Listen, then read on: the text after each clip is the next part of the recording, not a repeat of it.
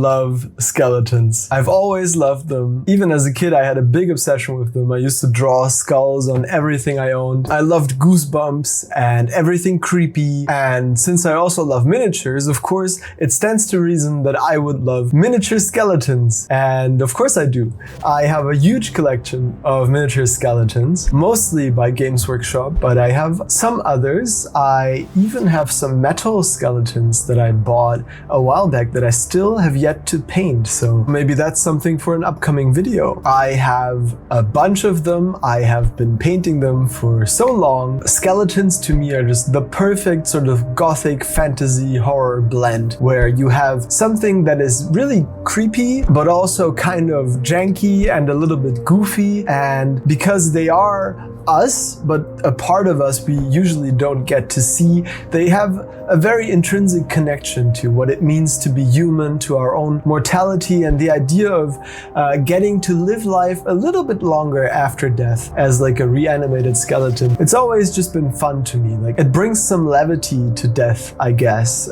Seeing it as like, once you die, you get to play this game of being a spooky guy. And so I think that's what draws me to them. Most of the skeletons I own are plastic kits. If for some reason you're not familiar with that, it's this. You buy the miniatures on a sprue like this, made out of hard plastic, and you clip out all of the individual parts and you glue them together, and then you've got a finished miniature. Now, miniature companies have been making plastic miniature kits for quite some time now. And more recently, we've seen a sort of shift happening where when companies move from traditional sculpting to digital sculpting and more modern casting technologies, they tend to favor more dynamic poses and more sort of elaborate character designs over modularity. So when in the past you used to see a lot of very modular kits where you have a bunch of head options and arm options and weapon options and leg options, and then you just kind of make your own little guys from all of those individual parts, sort of more like Lego, I guess. You don't really see that as much these days. Games like Frostgrave, for example, still do that. I know Victrix makes some great modular stuff, but it's been a while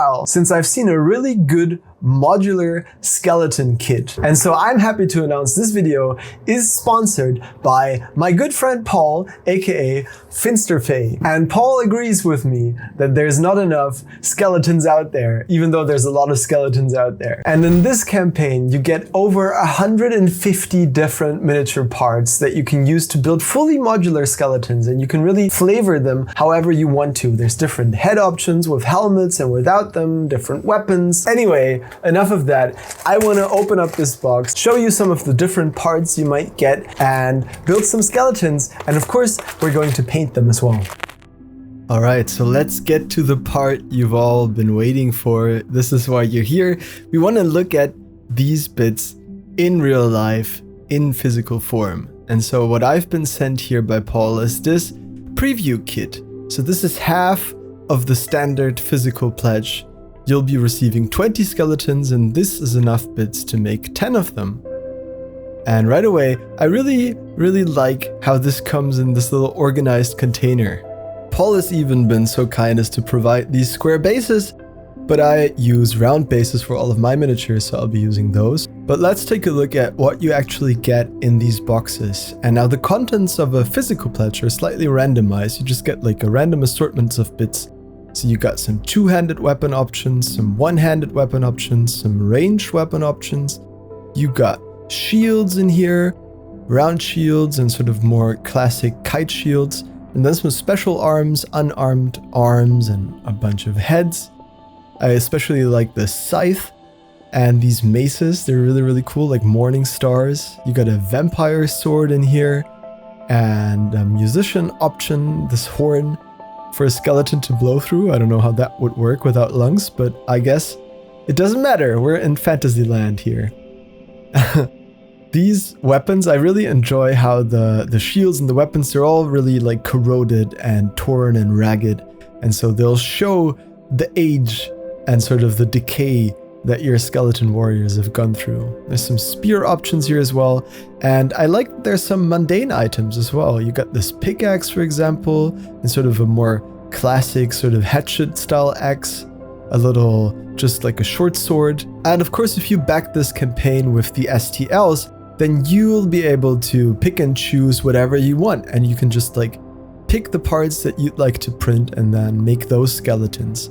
But I like the option of having them physical like this. Now you can see I've had like a few poses here to choose from. These all came in duplicates, which I appreciate. And something I really enjoy with this latest physical release by Paul is that he's using this flexible bendy resin, which really helps because resin is prone to snapping easily. And with this, it really felt like putting together more of a traditional plastic kit where it's got a little bit of bend to it, and so it feels much more sturdy and rugged. Really great choice to use this resin. Now putting these minis together was actually super easy and really nice. I'd say the only part that maybe is a little bit finicky is the shoulder joints, but really they still went together really easily. I've put together some kits that were a nightmare to glue together because skeletons, you know, they're very spindly and the connection points tend to be small. But yeah, so these were really nice. You have to use super glue obviously because it's resin. But you can see all of these parts, they have sort of ball and socket joints, and so you can articulate them however you want. And I was able to put together the skeleton archer with a single eye super quickly, super easily. And I made a second one because I don't have any ranged options with all of my skeletons. And so these will fill out the ranks accordingly.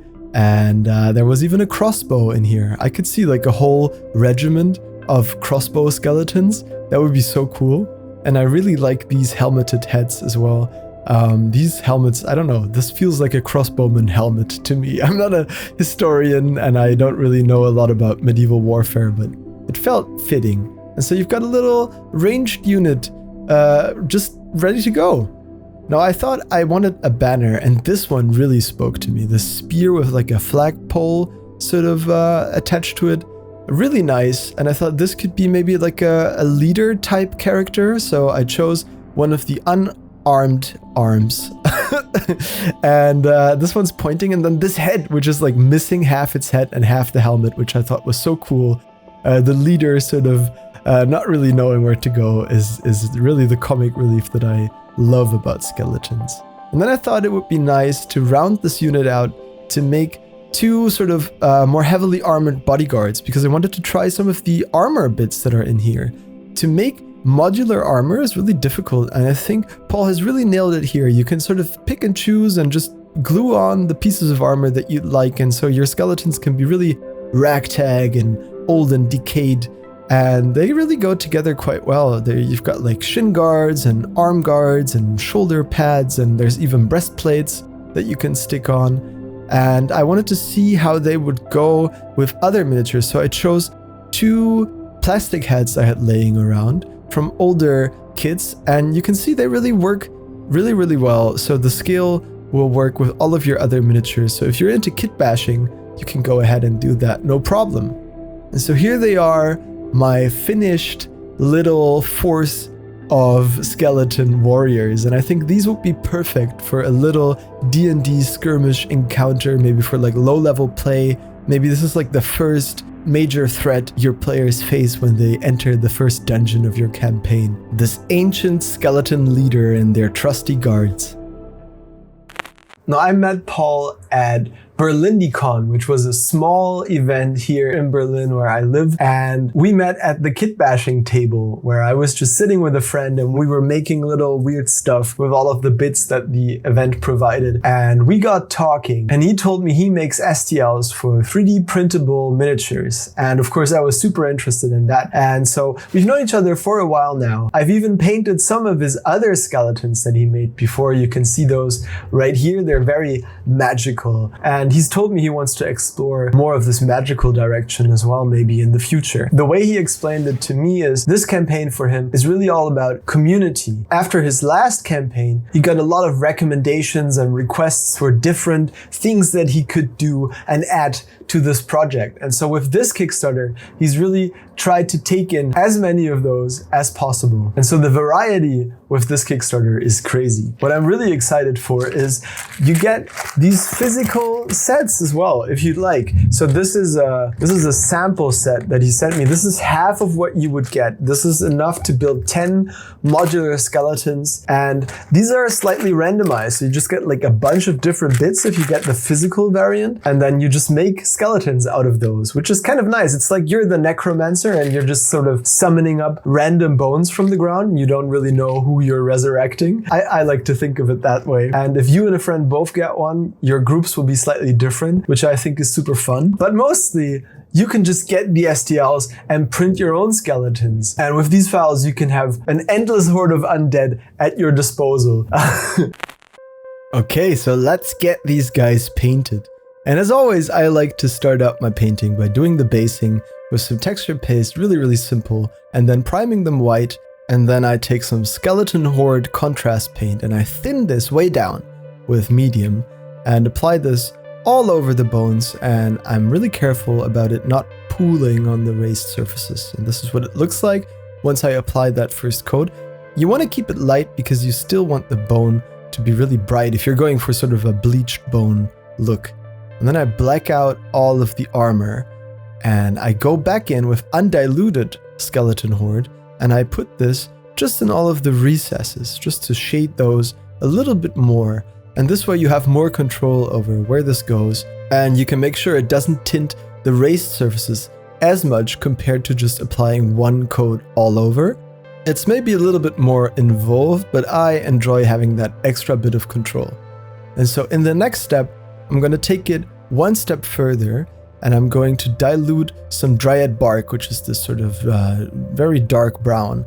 And I just thin this down a little bit and I apply this manually into all of the recesses. And this really ups the contrast, really sort of simulates that ambient occlusion where two surfaces meet and light cannot touch, and you get really nice contrast on all of your models. So yeah, you don't have to do this. This is very optional. If you just apply one coat of contrast paint, it'll look very similar and also really good. But I like to do everything manual and have that control and have it look a little bit more clean. And so, yeah, I also just highlight everything back up. I mix my original color with a little bit of gray to get the highlights to a bit more of a cooler place, because you've got all those warm, real nice shadows, and I like to have a little bit of a temperature and a hue shift in there. And so as I'm going lighter, I'm moving more and more towards the colder tones. And that'll create sort of really nice subtle effect in the end. And so as I'm getting colder, I'm also getting smaller and applying tinier and tinier little highlights on all of the surfaces that I want to stand out and that are sort of raised or sharp. And that's how I paint all of the bone. And before I do the last step, I paint the bases gray. This is a warm gray that I discovered when I recently reviewed some pro acrylic paints and I really like them. And so here's sort of the halfway point. The bone is almost finished and we can see how it's going to play together with the bases. I always like to check that because you want some nice contrast between the two. Now next I just apply a black wash to all of the bases, and while that's drying, I do the final step on the bone, which is really almost white. It's an off-white color that I just use to really put some final edge highlights and little dots here and there. And then when the base wash is dried, I dry brush them with a lighter color of gray and then sort of an off-white bone color as well. For the wood on these miniatures, I actually opted to go for a little bit of a green tone. I think it'll complement the teals that I have planned and look a little bit decayed or mossy or ancient, and it's really nice. And then I apply a mixture of different sort of green washes and sepia tones to the wood, and you can see how that really shifts the temperature towards more of a warm, rich color, which I really enjoy. It looks great, sort of like algae has set in on the wood. And I use this on the ropes and the wood for the bolts and the arrows as well. It's just a nice sort of starting point. And then it's on to highlighting the wood, which is really easy. I just really want to focus on drawing those fine little lines, and using my original color will bring that wood more towards a neutral cold tone again, which is really nice because with old wood you find that it gets sort of bleached. The more wood is weathered, the less saturated and warm it gets. It gets really cold and sort of moves into gray almost more than brown. Now for all of the armor, I decided to do this sort of teal armor. And so I'm starting with a mixture of the black and some incubi darkness, and I think Sons of Horus green I used for this. And it's a really nice recipe to get that sort of bluish green armor that I really enjoy for a lot of my undead miniatures. I think it's a really cool sort of otherworldly dark metal look. And I'm not doing any non-metallic metal here, I'm just painting the armor like I paint a lot of other stuff, just doing very traditional edge highlighting, moving more towards that Sons of Horus green and then adding a little bit of white in there for those final highlights. And then the very last step is actually just pure silver. And I use this to do some chipping on the edges and some scratches and some dot highlights. And then for this banner, I thought sort of this brown khaki color would be good, and I use this to highlight some of the ropes and the bolts on the bows as well. And then this orange color I thought would make a really nice contrast with those teals we've got going on, introduce some warmth into the whole scheme.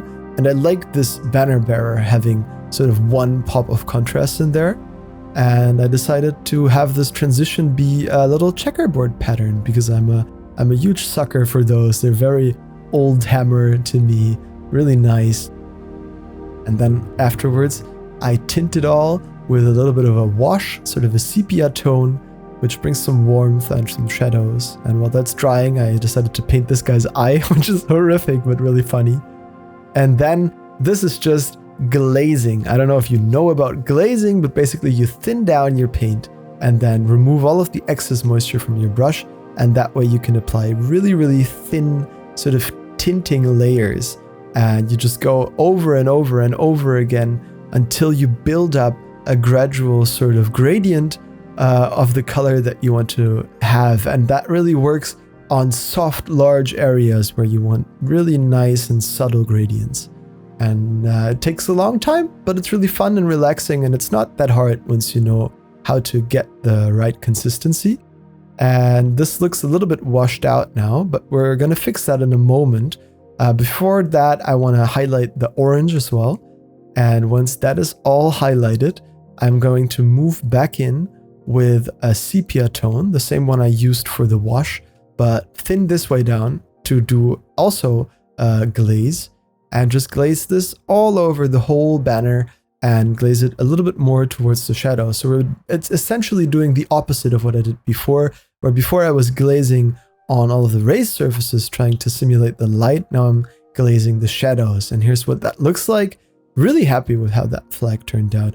And I'm using some of the same colors I used to highlight the flag on all of the bolts and the ropes. And then it's on to painting this metal. I used, I think this is called Necro Gold by Skill 75. I really like that. And then once that's dry, apply a blue contrast paint. This is no contrast paint you can buy. I just mixed my own. I think Achillean green would be a good substitution for this, but I don't have that. And then once that's dry, I really like how that creates a sort of a very subtle verdigris effect.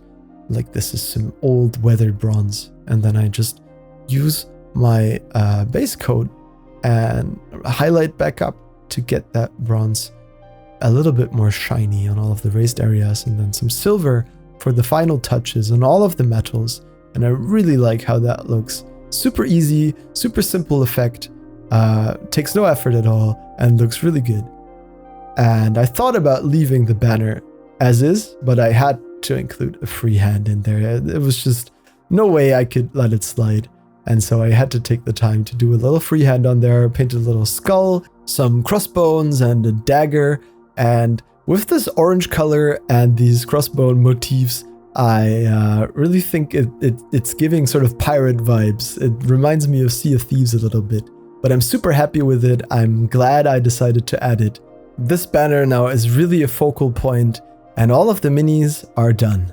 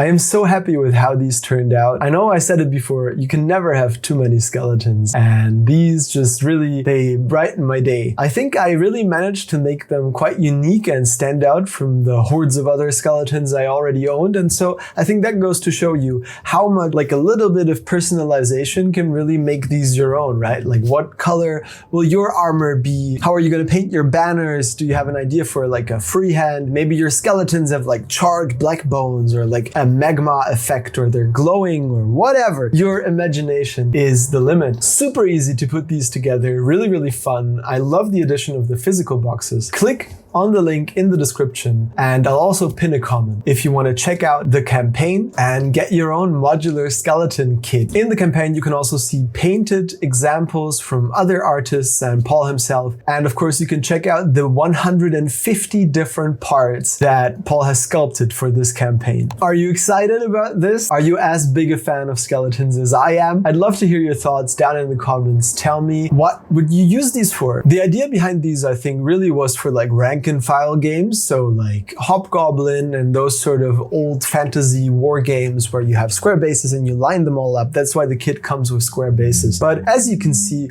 from what I just did, they work perfectly fine on round bases as well. Can you think of any other games where these would really work? I know I'm gonna use mine for role-playing games, mostly D&D and stuff like that. I think they're perfect for that, but they'll come in clutch for like a skirmish game, something like Forbidden Psalm, maybe even Sunrot. There's some enemies there that are sort of undead. Like I said, never too many skeletons. Sorry if there was a little bit of background noise today. My window is like sort of open because of the heat wave, and I've had to really jankily install a little AC unit that I bought, and so there's a lot of noise coming in from outside, and it is also extremely hot. It was 40 degrees Celsius in Berlin today, which is not what we're used to at all over here. Really, our infrastructure just isn't built for that. It's a bit of a nightmare. Well, I'm really excited. I thought I was gonna put like a few of these together for the video and then maybe give some of these other bits to friends or something, because, you know, I've got a lot of skeletons already and I've got other projects to get to. But now that I've actually put them together and painted them, I'm really tempted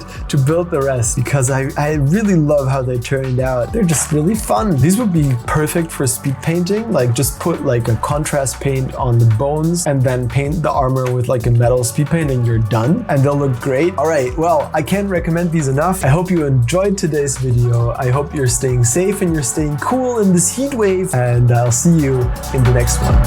Bye-bye.